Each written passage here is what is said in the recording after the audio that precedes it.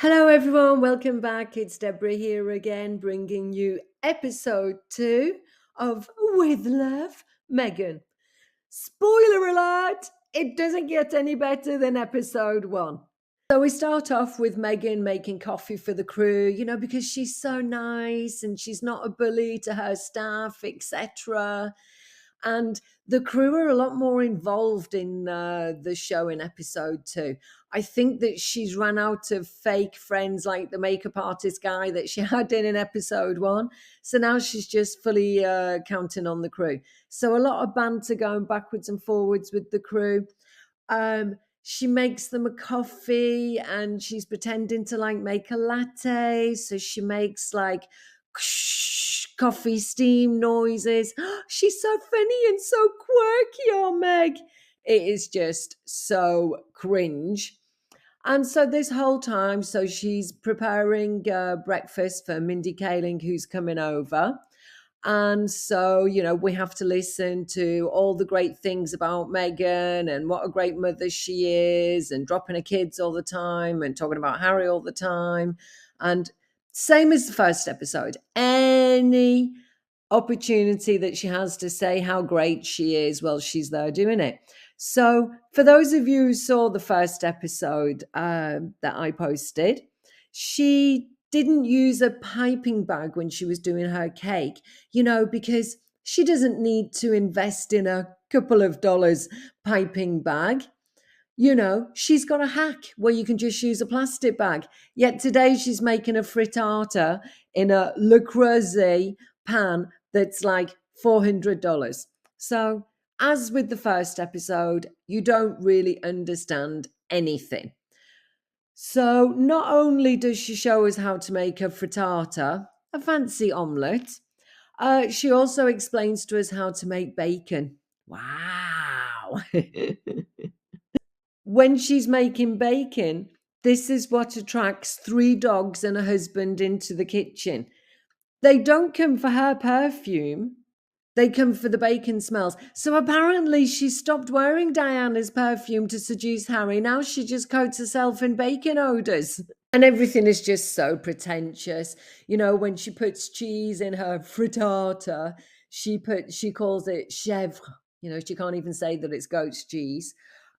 She makes a parfait, which is basically jam, fruit, yogurt, a fruit salad.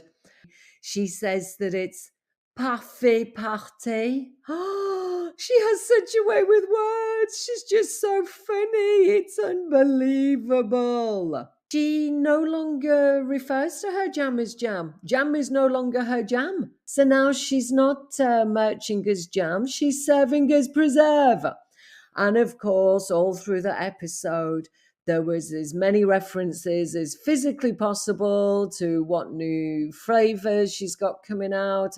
All about Meghan. 7 minutes, non-stop. Then finally, Mindy Kaling comes along. So just before she meets Mindy Kaling, she tells us that they've been email pen pals since Archetypes. You can call her up and she'll come to her show, but she doesn't know her. But because Mindy Kaling is an actress, she at least gets a big warm hug, unlike poor Daniel, the makeup artist, who just got ignored when he turned up. And basically the first thing that happens when Mindy comes along is, well, they start boozing. And she'd served Mindy breakfast. I think it was pretty early in the morning. And Mindy did make a comment about how it's been a long time since she's been drinking this early. And I think literally that they downed a couple of bottles while filming this episode. I think it was the only thing that could get Mindy through it. And Mindy did make a couple of comments about, how she was feeling quite happy and liberated. I think those champagne bubbles had gone right to her head. And so the whole episode was 37 minutes. And then you've got Mindy that comes in 3 times for 3-4 minutes. And then she comes back at the end, compliment Meghan on how wonderful everything is. And so it really is just a sprinkling of guests to accompany Meghan on her monologue. And just like she did with Daniel, she allows her guests to have like a little 2 minutes uh, to talk about themselves. But the rest of the 35 minutes are all about Meghan. Let there be no doubt about it. I mean, this should not be called With Love, Meghan. It should be called With Love to Meghan, because the guests are there to make Meghan feel amazing about herself. It's just like archetypes. This show is to highlight how nice and spectacular Meghan is, and to get her side of the story out about what people are saying about her on social media, that she doesn't watch, or in the mainstream media, again, that she doesn't read. It's just archetypes, but in a kitchen. So they get into a conversation about her jam that she sent out in baskets, and the whole numbers, how it was numbered and everything. And Mindy was like number 50, so she wasn't impressed with that. But Meghan tells us that no, there was no rhyme or reason. She was just spreading joy, spreading love. Didn't mean anything, the numbers that she used. But of course, her mum got number one. Oh, because Doria is number one mum, the one that abandoned her for most of her childhood. Oh, bless. Mindy cracks a little joke that Harry is a salty person, to which Meghan winks and pops the champagne cork. Oh, so scripted, so dorky. Oh, dear me. So the first thing that we learn is how to make a balloon arch. And so now we're back to just Meghan for this. And so this is where I'm a little bit confused, because she's pitching it as a little kid's party, a little kid's garden party. But if you're having a party for kids, don't the kids want to play with balloons? Do they really want to just look at, like, I mean, a balloon arch, yeah, it's really nice. I mean, looks like it's a nightmare to do. But do kids want to like go, oh, doesn't that look pretty from a distance? Or do they want to play with the balloons? So I'm kind of thinking that it's not really suited. Let me know what you think. I think a balloon arch is more adapted to older children and even adults for certain parties, etc. So I don't know. It seems like a lot of trouble for something that I'm not sure that any kid is really going to appreciate. Kind of reminiscent of like Brie Vanderkamp, Desperate Housewives style. You remember the episode? During her alcoholic phase too, I think, because they hit it big time with the alcohol. It was flowing all day. She had to remind us about the balloon arch that she did for Archie's first birthday. And that's where we get an audio cameo from Harry. And then Meghan's being like Little Miss Quirky because she left a gap in the balloon arch for the tree that's in the garden. And so she gives a mind the gap, London Underground. She's so international.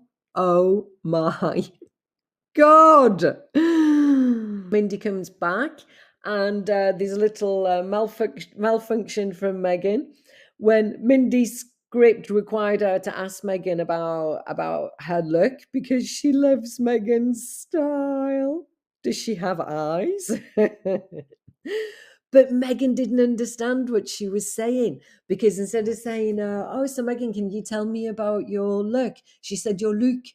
She's Indian origins in any case. And I think there's a little bit of an accent. And Meghan's like, Luke, what's Luke? It was the funniest part of the show. Obviously, it wasn't supposed to be funny, but hilarious nevertheless. And as far as Meghan's style goes, well, Meghan likes to mix high and low fashion because she's so relatable. Like when she wears designer clothes for children in Harlem and ripped jeans and barefoot for meeting royalty. And of course, trying to compete with Catherine, who looks like $1 million in high street brands. So now she's competing, same old. It's archetypes, but in a kitchen. They spend a ridiculous amount of time making kids' sandwiches that, of course, Meghan sprinkled with dried flowers. She's definitely selling dried flowers. on as forever. And of course, this gave Meghan plenty of opportunities while they were making these tedious sandwiches to cosplay as a living wife and mother. And she elevates the sandwiches by putting them on a tiered plate. There's no need for mint. You just put it on a tiered plate and whammo, elevated. So Mindy asked Meghan if she learnt all this kind of stuff from her own mum, which, how's she going to answer that? Her mum wasn't around when she was a kid. So Meghan completely rewrites history. She no longer grew up on Married with Children set. She was a latchkey kid who ate TV dinners and spent all of her time by herself. And then she decides to rewrite history of a much bigger significance because she's changing the British royal family history. When they're talking about the fast food and everything that she used to eat, and she mentions Jack in the Box, and Mindy goes, no one in the world knows that Meghan Markle loves Jack in the Box. And Meghan goes, but my name's not Markle, it's Sussex. I share the name with my children. We're a family. We have the same name. The children's surname isn't Sussex. It's Mountbatten Windsor. They are the Sussexes, Harry and Meghan, Duke and Duchess of Sussex, but their surname is not Sussex. Anyway, I think I can hear the British royal family do a collective sigh of relief as Meghan's now decided to change her surname, so she doesn't even have the same surname as them. I think it's perfect. Carry on, Meghan. Next, we get on to some gift bags. And because it's a garden party, well, she says about how kids are so excited when they're going home in the car to open their gift bag. She's put garden tools and seeds, sweet basil seeds, sweet pea seeds, garden tools in a kid's little party bag when they leave the party. She's so cruel. She's got one little stick of Manuka honey, and then there's just nothing of any interest in the bag for kids. The rainbow fruit salad, fruit cut and arranged into a rainbow. The same as the last episode. No new ideas, nothing that's, a unique recipe. I mean, what can I say that I learned from this today? How to get drunk during the day while pretending to host a kids' party. And this party is just for the two of them. They actually get dressed into pretty little floral frocks to go and sit out into the garden and enjoy everything that she's made. And so she's made things that she thinks are for kids, and she made a couple of crostinis that were for the adults, that have got edible flowers on. And, it's just all, I don't know who's eating this. I don't know who's eating it. I don't know who's interested in whether it's the kids or the adults. It's just all pretentious, over the top, ridiculous. And she's not doing anything more than spreading cheese on a piece of baguette sliced on an angle with a flower stuck on it. She's forever harping on about what a delight it is to be able to do these things for your children and to spend time with the kids. She never sees her kids. She's never with them. She doesn't take them to Invictus Games or on holiday or 20 places where kids would love to go. She doesn't even take them outside. Nobody ever sees them. So, maybe she should think about spending real quality time with the kids instead of spending hours on end making stuff for a party that the kids just aren't interested in, that I'm sure she doesn't do anyway in reality.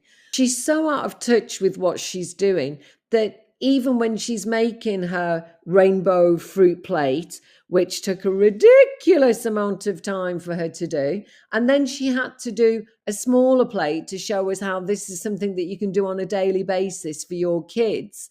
And even the cameraman had to butt in and be like, well, maybe on Saturday, because people work, Meghan. She's just out of touch. She has no idea what the real world is like. She's got no talent. She's got no ideas. Same old, same old. Again, she makes tea. Dear me.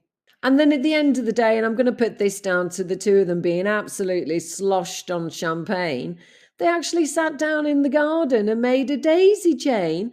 Mindy Kaling was all like, "Oh, I can't do it. Can you show me, please, Meghan?" It was the most pathetic display of two adults that I've ever seen in my whole entire life. Anyway, I'll be back with episode 3 soon.